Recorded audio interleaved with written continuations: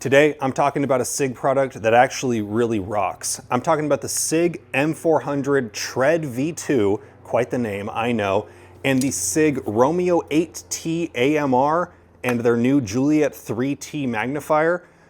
This setup here has an interesting feature that is not available on any other red dot combo on the market, and I'm actually super excited. It's got an auto-changing reticle that you can program independently for when it's flipped away, and when it's flipped up, it will automatically change the reticle to your preferred settings back and forth, just by swapping the magnifier back and forth.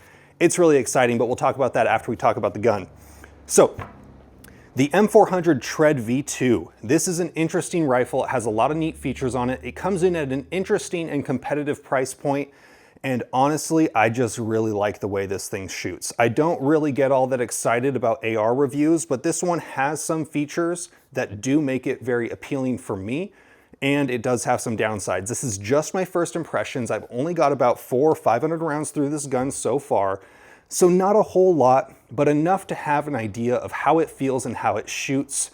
We'll do a full long-term review coupled with a long-term, more detailed review of this reticle system in this brand new red dot at a later date.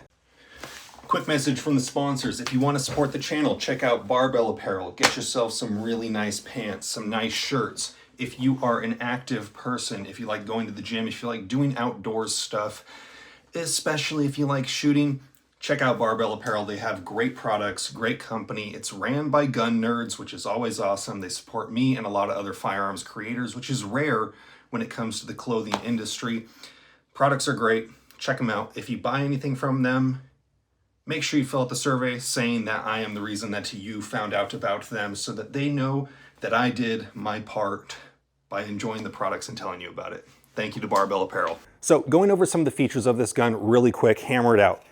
Ambi safety with a short side on the right side, just like you want it as a right-hand shooter. Now on a featureless configuration, which this is, you do want an ambi safety because most grips, including the one that comes factory on it, do not allow you to wrap your thumb around and activate that safety. So if I was a right-hand shooter and I did not have an ambi safety on this gun, I'd have to reach under and go like this to take it to fire. And then I would have to reach under to put it back onto safe. But with an ambi safety, I can actuate that. It has an ambi mag release that is actuated on this side here and a standard button release for the right-handed shooters.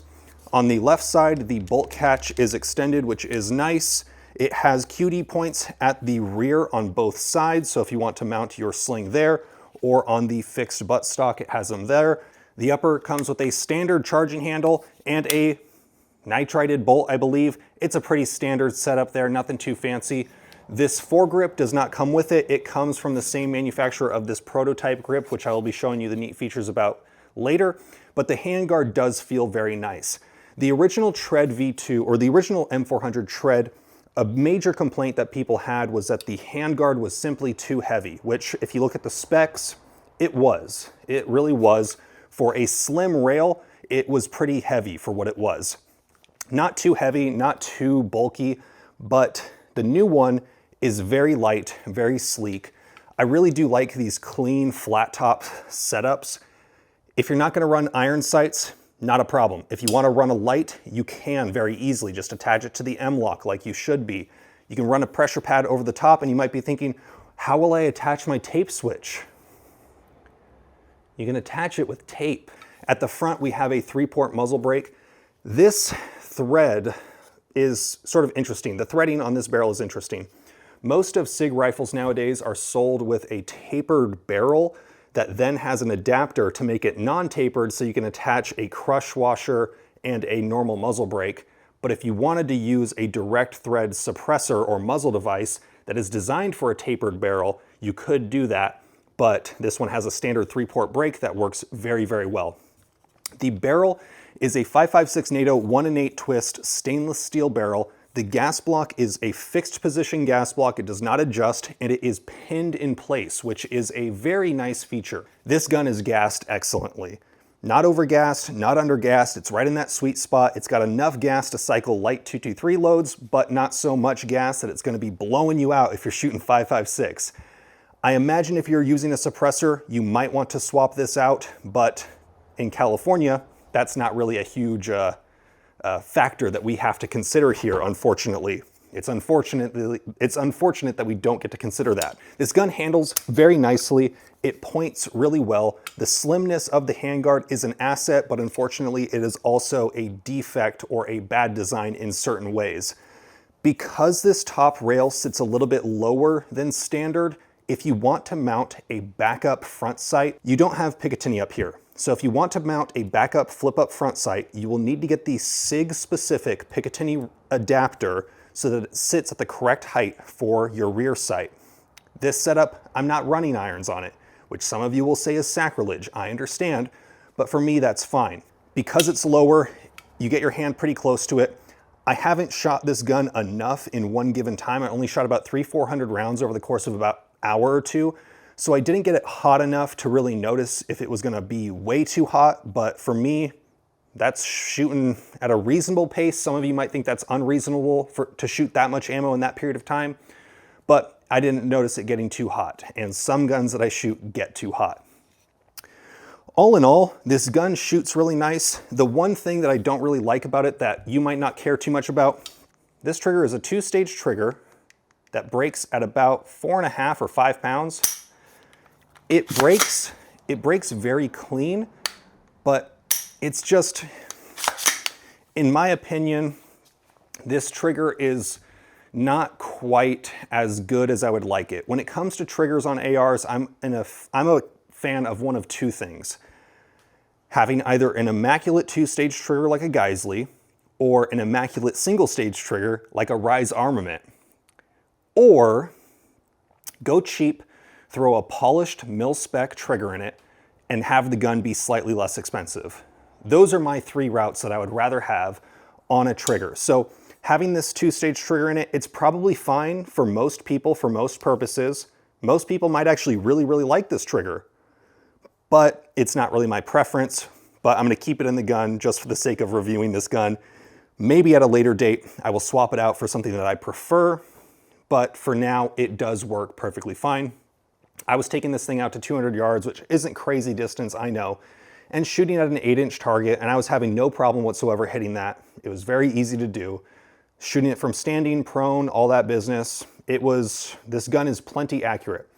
I will do more in-depth accuracy testing at a future date, but for now, the gun seems to be working perfectly fine. It shoots very well, more accurate than some guns that I've tested, less accurate than some of the most expensive guns, but at a realistic street price of about 11, I mean, it's not bad. It's not bad at all.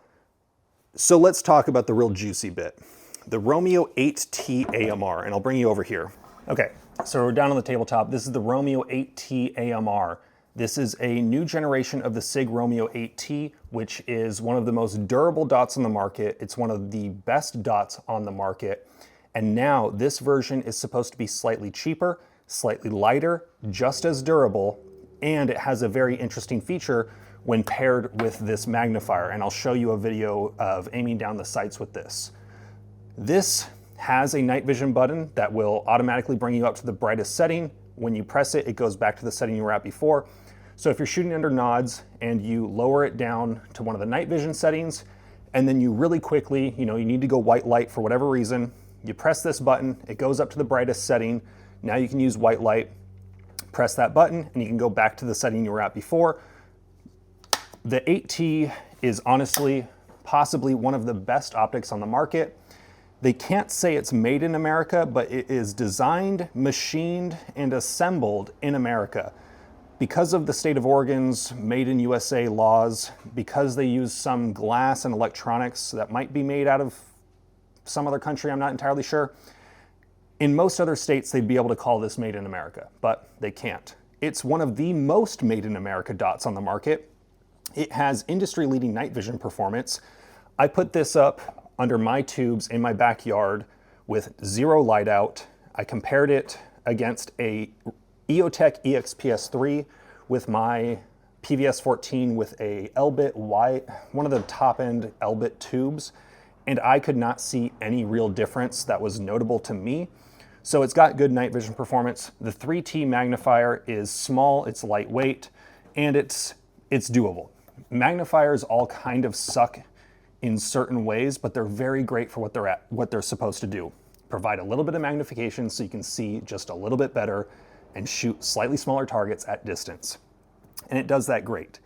When you swap back and forth, it automatically swaps to a certain reticle. So with this, you have single dot, multi-dot, you have single dot with a circle, and multi-dot with a circle. I set this one up for me personally as single dot with a circle when it's unmagnified. When it's magnified, I have just the multiple dots with no circle. And for me, that's awesome because when I want to shoot a little bit more accurately at distance, all of a sudden I have bullet drop compensation that's very easy to read and understand.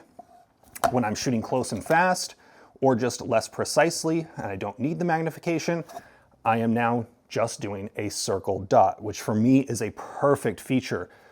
I'm not entirely sure how it works, but it's got magnets in the magnifier mount here. So when it switches down, it automatically detects it.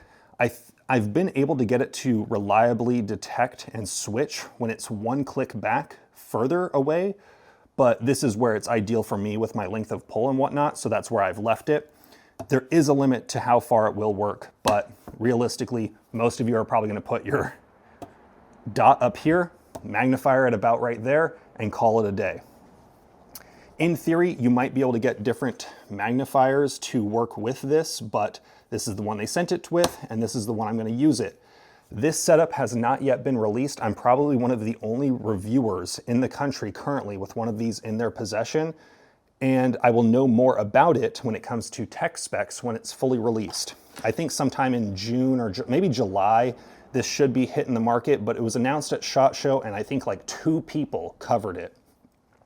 This grip here is a prototype of a grip that is designed by a company called Flip Defense.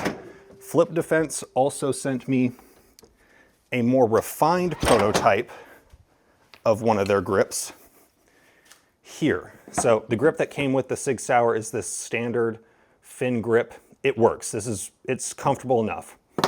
But since Flip Defense sent me out these grips, now this gun is not semi-auto for the purpose of content creation. So grip that's featureless, I would then just put this little screw in, screw it off a few turns, a few more turns, there we go. Tighten this back. Where's that hole? Can't find the hole.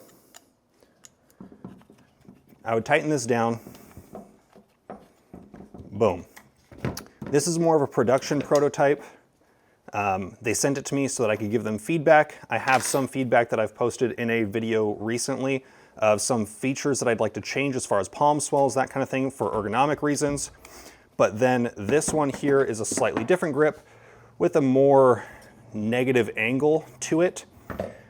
I'm testing both these out just for content purposes. These are not what ships with the gun. These grips are very exciting to me because it allows you to very quickly go from a free state configuration or a fixed mag configuration if you so desired, back to a compliant featureless configuration by just unscrewing that, flipping it over, screwing it back in. We've talked about, because this one here has a little hole that I can just pop this pin in and retain it. I've talked to them about a better way, maybe with a grip plug that retains this screw. But yeah, this is a very exciting grip. So this gun has some exciting features. It's a really nice gun in my opinion. I'm gonna do more long-term testing with it. This reticle and optic system is probably gonna be my new favorite, and in my opinion, the king of red dot magnifier setups, which are probably the most useful setups for most gun owners that have an AR-15. This is going to be an industry destroyer. I think EOTech is going to have a hard time competing with this because they have not innovated in 20, 30 years. And this performs just as good under night vision, has better features, is more durable, isn't subject to delamination, has better battery life and auto shutoff with just in general way more features. And this combo should be retailing at a price that is less than an EOTech and magnifier combo. More features, better performance, better battery life, same night vision performance, less price. Seems like a no-brainer. Anyways, I hope this was informative. You guys know the drill. Have fun, be safe, stay dangerous. Peace.